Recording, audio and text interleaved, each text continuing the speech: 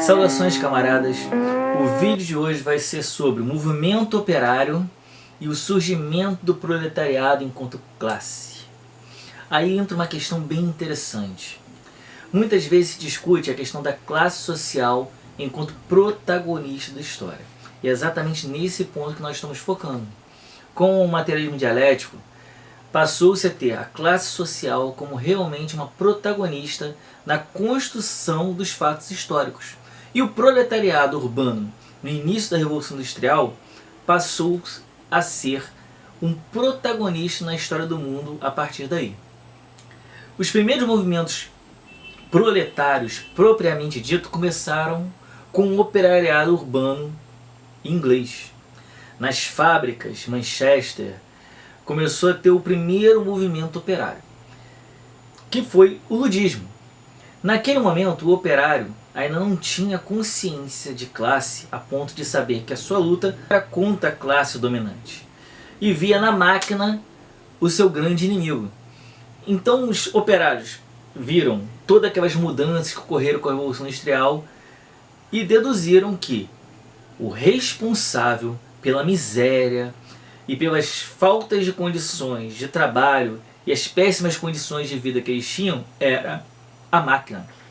A máquina passou a ser um grande inimigo. Daí o nome da banda, Rage Against the Machine, raiva contra a máquina. E passaram a sabotar as fábricas, quebrar as máquinas, achando que ia diminuir o ritmo de trabalho, ia ter mais empregos e melhorar as suas condições de vida. E é claro que não mudou.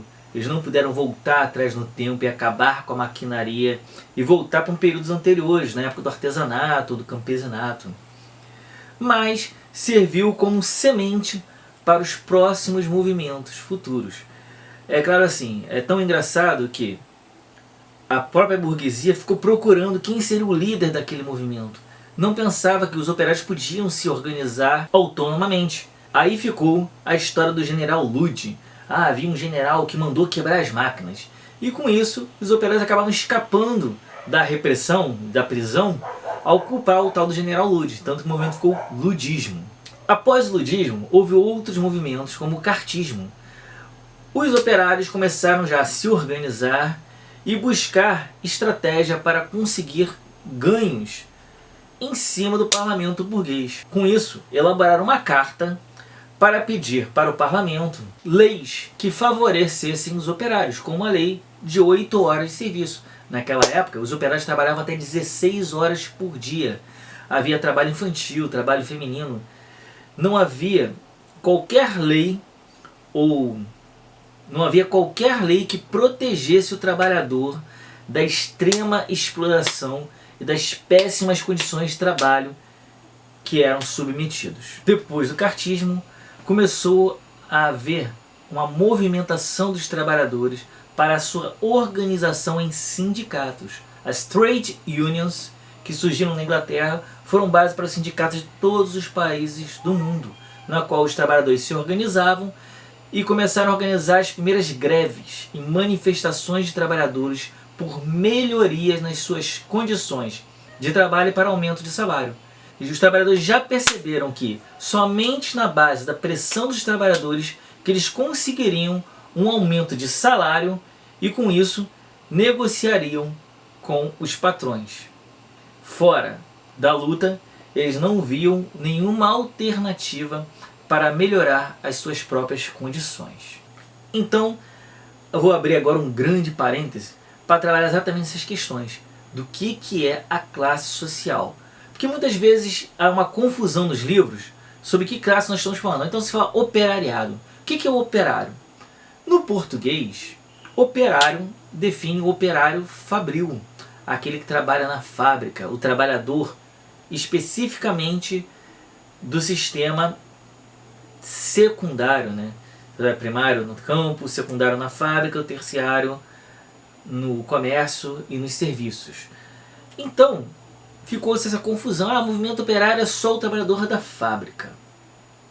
E se fala-se também em classe trabalhadora e proletariado. Classe trabalhadora é um termo mais abrangente. Todos aqueles que trabalham podem ser considerados uma classe trabalhadora. Então, classe trabalhadora abrangeria o proletário, o artesão, também o camponês, que são trabalhadores. Todos eles são trabalhadores, mas cada um tem uma especificação. O operário veio ser o primeiro proletário propriamente dito. Depois houve uma proletarização das outras categorias. Por exemplo, naquela época, o trabalhador do campo geralmente era ou um camponês ou um servo. O camponês é o dono de uma pequena parcela de terra ou um meieiro, ele aluga aquela terra para poder plantar, e ele é dono das ferramentas, ele trabalha aquela terra e vive daquilo que ele planta ou vende parte daquela mercadoria. O servo, que é uma coisa mais medieval, ele também vive daquilo que ele planta, porém, parte daquilo que ele produz, ou parte das horas que ele trabalhava, eram cedidas ao senhor feudal. Ele era preso àquela terra, mas ele não era dono da terra. A posse da sua gleba estava subordinada ao senhor feudal. No caso do artesão, ele era dono da matéria-prima, dono de suas ferramentas, o que ele produzia, ele podia vender e sobrevivia daquilo que ele trabalhava. Ele não era submetido a alguém. Com a manufatura, os artesãos passaram a ter que se submeter ao burguês. Deixaram de ganhar pelo aquilo que produziam, deixaram de possuir os meios de produção e passaram a vender sua força de trabalho. Então, o artesão virou um proletário. Só muito tempo depois houve a proletarização do campo. Hoje em dia, praticamente, quase todo trabalhador do campo é um proletário. Ele não é dono da sua terra. Já no Brasil, desde o fim da escravidão, passou-se a adotar a mão de obra assalariada no campo. Durante esse período da Revolução Industrial, no início da Revolução Industrial, aqui no Brasil, ainda se usava mão de obra escrava nas grandes plantações. O escravo moderno era uma forma pré-capitalista de exploração da mão de obra. A comida, os meios de sobrevivência dele e os materiais pertenciam ao patrão, ao senhor. E até mesmo o próprio trabalhador não era considerado livre. Ele não tinha a disponibilidade nem da sua força de trabalho, já que ele era considerado uma mercadoria. O assalariamento dessa população no campo também foi uma forma de modernização e da entrada do campo ao sistema capitalista. Tanto que a Inglaterra pressionou os países que comercializavam com ela a abolir as formas pré-capitalistas de exploração de mão de obra e adotar a política do assalariamento. E com isso também abriu o caminho para a mercantilização das relações.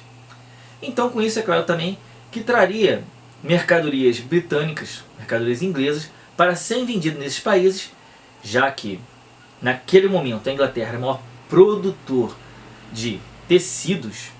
É claro que o escravo só usava roupas que eram feitas de tecidos rústicos, fabricados no próprio local. E com isso favoreceria as grandes fábricas e o comércio dos produtos britânicos. O artesão e o camponês foram perdendo espaço para os proletários. O operário fabril só foi a porta de entrada para que todas as outras classes trabalhadoras entrassem para dentro do proletariado. Não é que desapareceu o artesão autônomo, desapareceu o camponês. Até hoje existem camponeses.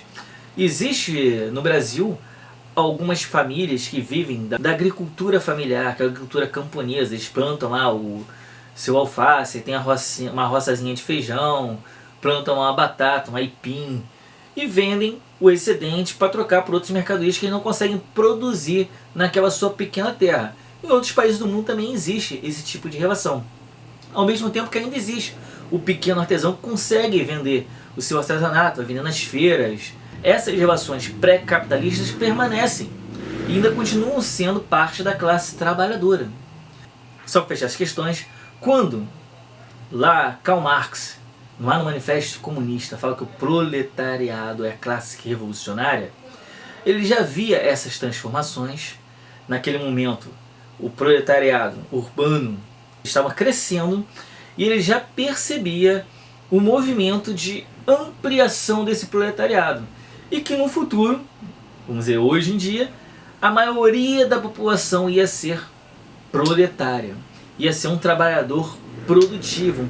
Voltando a Marx, já no Manifesto Comunista, ele já percebe que, a partir desse movimento de construção do proletariado enquanto sendo uma única classe mundial de trabalhadores que não são possuidores dos meios de produção, ele vai dizer que a única forma de subverter a nossa sociedade é destruindo a lógica de classe, destruindo a sociedade de classe. E como o proletariado passa a ser uma grande maioria dos trabalhadores, uma sociedade em que essa classe suba ao poder quebra toda a estrutura da sociedade. Da metade do século XIX, mais ou menos aí onde o Manifesto Comunista foi publicado, um avanço nesses movimentos trabalhadores. Nesse momento, você consegue ter partidos de trabalhadores, trabalhadores organizados a partir de teorias, seja os anarquistas, comunistas, socialistas, trade unionistas, que eram anarco-sindicalistas. Há várias formas que os trabalhadores passaram a adotar como uma forma de mudar o mundo, e não somente a sua condição de vida. Esse vídeo acabou sendo um pouco mais teórico, porque ele vai abrir espaço para a discussão de outras revoluções, na qual os trabalhadores vão passar a ser protagonistas. No próximo vídeo eu vou falar sobre a primeira revolução que teve os trabalhadores à frente. Você pode achar que foi a Revolução Russa, mas antes da Revolução Russa teve um pequeno laboratório, a Comuna de Paris. Curtam o vídeo, compartilhem e se inscrevam no canal. Até mais, camarada!